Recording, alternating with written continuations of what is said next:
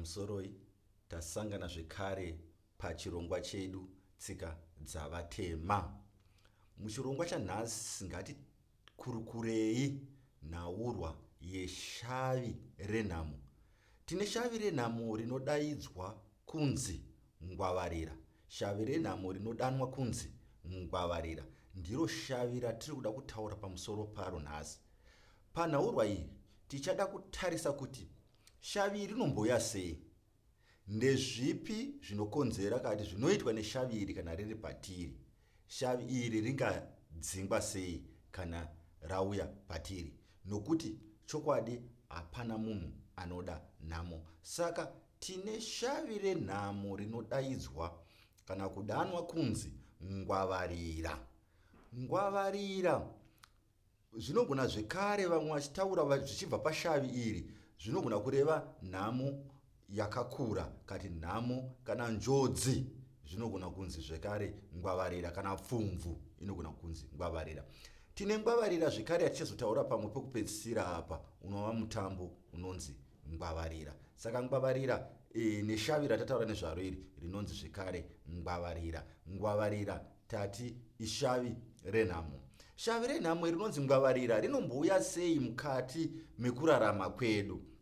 Tine nzira dzinokona kuita nhatu dzekuti shavi iri rinokwanisa kushandisa nzira idzodzo kuuya patiri. Nzira yekutanga, shavi rinogona kungouya pamunhu. Tine mashavi akawanda anogona kungouya, shavi rekuba, shavi rekumanya, shavi rekuimba. Mashavi aya anogona kungouya pamunhu zvisinei nekuti watsvaka here kana hauna kunoritsvaka, asi rinogona kungouya pamunhu shavi. Saka shavi rinonzi Ngwavarira iri, shavi renhamo, rinogona kungouyawo pamunhu rega rongosvika rogara pamunhu. Ndochekutanga. Chepiri, shavi rinokwanisa zvekare kusvika pamunhu kana munhu aine mudzimu uchiteerwa nemamwe mashavi. Saka kana mudzimu uyu usati wagadzirwa, pasati paitwa chenura, mudzimu unokwanisa kuve une shavi rinonzi Ngwavarira rinenge richingoteverawo mamwe mashavi akanaka. Nekuti panogadzirwa mudzimu nemashavi, pane mamwe mashavi anenge asina kunaka anotodzingwa panoitwa chenura, kosara mashavi nemudzimu zvakanaka zvinodyidzana, kati mashavi anenge akatsvakiwa nemudzimu. Saka shavi reNgwavarira rinogona kungoyawo rakavanda nemamwe mashavi zvekuti kana pakasatwa chenura, kana kuti pakasatwa chenura nemazvo, shavi iri rinoramba riri pamunhu. Ndiyo imwe nzira yepiri.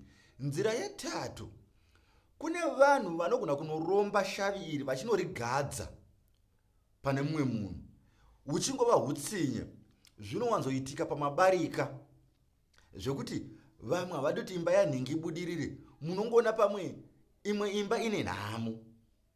Shavi iri rinogona kutorwa rogadzwa, kana kuti baba munini vogadza shavi iri pamwana wababa mukuru, kana baba mukuru vogadza shavi iri, vonoriromba vonorigadza pamwana wababa munini, kuti mhuri isabudira. Vanenge vaona chiedza chinenge chiri pamwana iyeye, kana kuti potential inenge yaonekwa pamwana iyeye, vonotora shavi iri vonorisunda vonorigadza pamwana iyeye. Saka ndidzo nzira nhatu dzinonyanya kuuya neshavi reNgwavarira kana richinge richiuya pamunhu. Rinogona kuuya nenzira idzi dzandataura: kurombwa, rinogona kungoya rega, rinogonawo kungoya rakavanda nemamwe mashavi pane munhu anenge ane mudzimu une mashavi. Ndonzira nhatu dzatataura. Shavi iri kana richinge rasvika pamunhu, kana kuti richinge ragadzwa pamunhu, ndiro shavi rinokonzera nhamo. Nhamo iye yatinoti vari kudya nhoko dzezvironda. Kana munhu ane shavi reNgwavarira, ngatinzwisisane, hatisotaura urombe, tiri kutaura urombo hwekuti munhu hauna kana chokubata.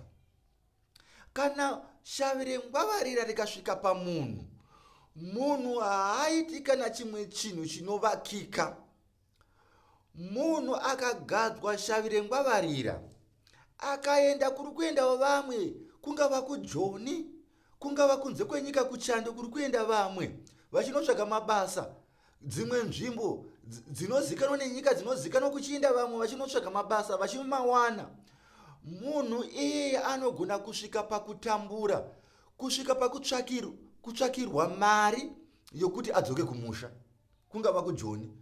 Kune vana vatakanzwa kunzi vakanzi chikwira bhazi udzoke tozobhadhara, wasvika varidzi vebhazi vototaurwa navo kunzi kwidzai mwana iye mari yenyu tinayo kuno, tinenge takabata mari mwana achisvika. Mwana anogona kusvika pakutambura. Shavi iri ishavi risina kumira zvakanaka. Semazuva ano ekutsvaga mabasa aya, panenge pachinotorwa vamwe, chero iwe ukamira hauonekwi, hautombogari wawana chokuti ubate, haumbogari wawana chokuti urarame nacho. Unotambura pakusvika kuita sebenzi mune vamwe vanhu.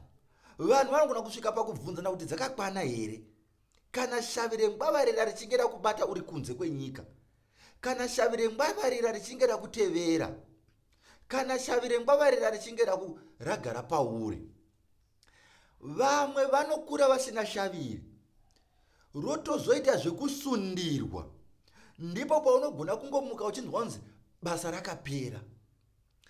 Ishavi rinofanira kuchenjererwa, nokuti ndati kune vanonoromba shavi iri vonosundira, kuti mhuri isambogara yapukunyuka. Vanenge vaona potential, chiedza chiri pauri, kuti unokwanisa kuita zvisvinu, kana kuti wava kuda kuita zvisvinu, vobva vosundira kana vobva vogadza shavi iri pauri.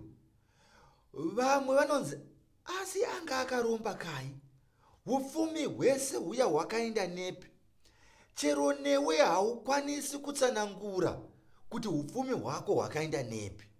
Saka ishavi rinogona kuuya pamusoro kana kwaita vakaipa vanosundira shavi iri. Unosara usina kana chokubata, unosara uchitambura zvakanyanya. Hatisi kungobvira kutambura kuya kwekuti nhasiwo uri kunetseka, asi apa wambobata wawana 100 rand, wawana kati 10 pounds, wawana. Tiri kubvira kuti unoshaya chekubata nepekunanga, kana nepekugara, kana nechokudya. Shavi rengwavarira makare kare, munhu aiti shavi iri rikasvika paari, chero akapinda musango kunovhima kuri kuvhima vamwe, haana kana chaanobata, haana kana chaanouya nacho. Kuzama pano nepano zviri kuita vamwe kupinda mumasango, haana chaaiuya nacho, haana chaaimisa chaionekwa kuti upenyu hwemunhu uyu huri kubva kupi, huri kuenda kupi. Hapana chaionekwa. Waingova munhu ari kufamba nje. Shavi rengwavarira kana richinge rauya pauri, rine zvarinokonzera, rine munyama mukuru wekuti vanhu vanokwenyana. Unofamba uchidonha inda kana shavi rengwavarira richinge rasvika pauri. Tati makare munhu aiti akabatwa neshavi rengwavarira, chero akapinda musango, hapana chaainouya nacho musango imomo. Aingodzoka ari maoko chete, vamwe vachibaya nhoro, vamwe vachibaya mhuka dzakasiyana siyana, vachinobata mhembwe. Iye aidzoka ari maoko, kana neshindi zvayo aishaya. Shavi rengwavarira richinge rasvika pamunhu. Ndosaka muchiona vamwe vasingaoneki kana voenda joni, nokuti vanoziva kuti kune vanhu vanoshereketa, vekuti ukati ndakugadzirira kuenda joni, ivo vanomanya mudzin'anga, vonoromba shavi iri, vonorisundira pauri. Hakuna chinonobuda kwaunenge waenda ikoko. Unonoita 10 years vanhu vari kumusha vakafunga kuti haiwa munhu akaenda joni agere, akanganwa kwaakabva. Nyamba inhamo, nhava izere mhepo. Shavi iri rinotaurwa nezvaro nevaimbi vakawanda, asi vachitaura vachibhendera. Muimbi anonzi Oliver Mutukudzi akariimba achiti nhava izere mhepo, hapana chaunenge wakabata, unenge wakasundirwa pamwe shavi rengwavarira. Muimbi anonzi Japraiser akaimba pamusoro pezveshavi iri achiti ndibikirei doro munyama wangu upere. Ndizvo zvaiitwa pashavi iri makare. Vakuru vaiti vakaona kuti apa pava neshavi rengwavarira. Shavi rengwavarira paitoitwa mutambo wainzi ngwavarira, wanambotaura nezvawo pakutanga. Mutambo wakanga uri wekudzinga shavi iri, mutambo wengwavarira.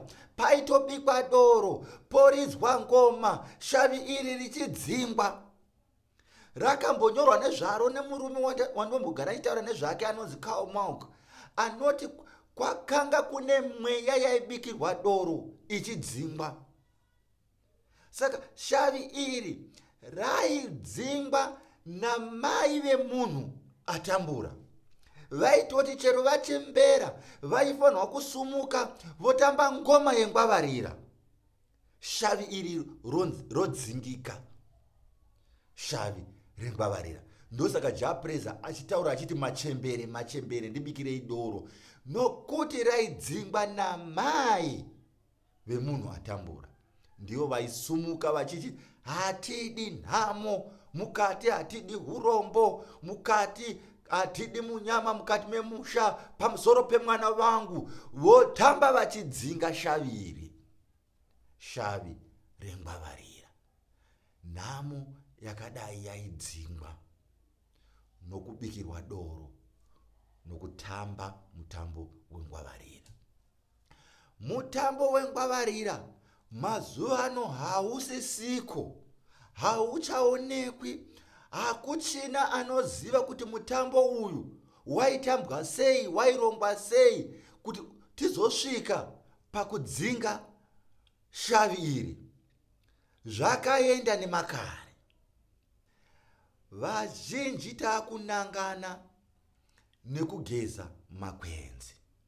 Ndosaka kugeza makwenzi kwakanaka, nokuti kugeza makwenzi kunoita kuti mamwe mashavi akaipa asuduruke, atambire kure. Mashavi asina kunaka atambire kure. Kana une mudzimu une mashavi wakaberekana nemamwe mashavi asina kumira zvakanaka, ndosaka tichiti panodiwa kunzi mudzimu ugadzirwe. Pane mashavi anogona kuberekana nemudzimu, zvinoita kuti mudzimu ude kugadzirwa. Pamwe mudzimu waunawo wakaberekana nemashavi, mashavi akanaka, asi pane mashavi anongotevererawo panenge pane chakanaka, anozokonzera mamwe matambudziko atinosangana nawo mukurarama. Ndosaka uchiona kuti kazhinji panoitwa chenura, panenge pane mucheka mutsvuku, mutema nemuchena. Pane mucheka mutsvuku unenge wakamira mashavi, asi uchinodzinga mashavi asina kumira zvakanaka anenge ari pamunhu. Mutema nemuchena, kana vanhu vakanobata mudzimu, tinenge tichishandisa futi micheka iyoyo ichinobata zvinenge zviri mukati medzinza, nokuti kunenge kuchipirwa. Pangwavarira pamutambo paipirwa. Ndosaka nhasi pamwe pachenura muchizoona tichipira, tinenge tichipira kusuma kuvadzimu nekunodzinga mashavi anenge asina kumira zvakanaka. Pamwe ukaona pfuma yako yakutanga kudonha zvausinganzwisisi, kurumidza kumanya ugadzirise. Pamwe unogona kuve wasundirwa shavi rengwavarira, nokuti ndati unogona kusundirwa zvekare. Ndatenda ndini sekuru wenyu Sekuru Makoni, katiti panana chidzidzo chengwavarira nhasi. Ngatisanganei zvekare muzvidzidzo zvinotevera. Umuqambisi the African teacher. Ndatenda.